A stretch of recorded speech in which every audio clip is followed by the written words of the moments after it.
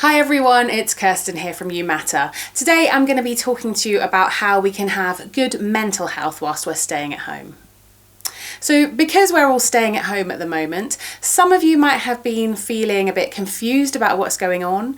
Some of you might have had feelings like being worried, scared, nervous or sad.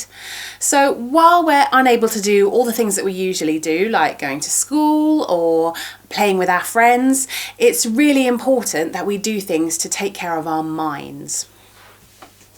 So some things that are really important for everyone to do to keep your mind healthy are, firstly, schoolwork. It's really important to try and keep our brains active. If you don't understand something, ask a parent or carer for help. If they're unable to help, then send a message to your teacher. But most importantly, don't worry about it too much. Just try your best and do what you can. Secondly, keep in touch with friends and family. Ask an adult if it's okay to call your friends or family every so often, chat about normal things that you enjoy, and just check that they're okay as well. And finally, talk. If there's something that's worrying you or upsetting you, then do talk to an adult about it. If you don't feel like you can talk to the adults in your home, then perhaps call a relative, or you could send a message to your teacher.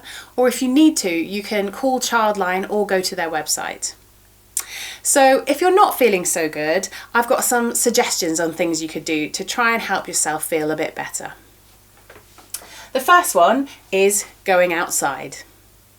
Being outside is really important for our health. Try to stop, listen and look at your surroundings. Listen to the birds singing, look at all the beautiful colours, smell the flowers, or take your shoes off and feel the grass beneath your feet. For some people, one of the things they find hard about staying home is not having a normal routine. So why don't you create one with your parents or carers? Include things like getting up and having breakfast, brushing your teeth, getting dressed, then perhaps follow that up with some schoolwork before lunch, and then going out to get some fresh air every day. Meditation. There are lots of apps and programs for kids which can guide you through a meditation. Some good ones might be Headspace for Kids or Go Noodle. Meditating can help you to relax and feel more in control of your thoughts and feelings. Next up is journaling. For some people, writing down your thoughts and feelings might be helpful. If you don't have an old notebook around, you could always make your own out of paper and staple it together, or type it up on the computer. Breathing exercises help to calm you down. Here's one you could try. Hold your hand out in front of you with your palm facing away from you. Spread your fingers wide. Keep the first finger of your other hand on the skin while you trace the outline of your hand slowly. Move your first finger up the side of your thumb while breathing in. As you breathe out, move your first finger down the other side of your thumb. Repeat this with your first, second, third, and fourth fingers.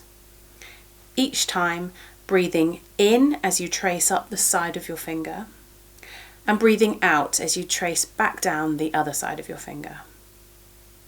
So by the end, you will have taken 5 slow, deep breaths. If you like, you can repeat the action backwards from your little finger back to your thumb to take 5 more breaths. Art is a great way to express your emotions. You could draw, paint, or even make something that shows how you're feeling. And finally, being thankful. Focusing on the positive rather than the negative can improve your mood and also help you to feel less worried. Why don't you try writing a list of all the things that you're grateful for in lockdown, like the great weather we've been having or a nice comfy bed to sleep in? And finally, I would love it if you could use some of the ideas I've spoken about in this video to create something for me. We're going to imagine that you're on a desert island. We're going to call it Imagination Island. Think about, what would your perfect island look like? Would anybody be there with you, or would you be by yourself? What objects would you take with you? And finally, what kind of food or drink would you have there? You can use anything you like to create it. It could be 3D, you could use paint or crayons on paper. You could write a story or a song about it, or maybe you'll create something on the computer. When you've finished, send it back to your teacher and they will send it to me. Remember not to put your name on it if you want me to use it on You Matter's social media. The winner will get one of these You Matter wristbands. I can't wait to see what you come up with. Bye!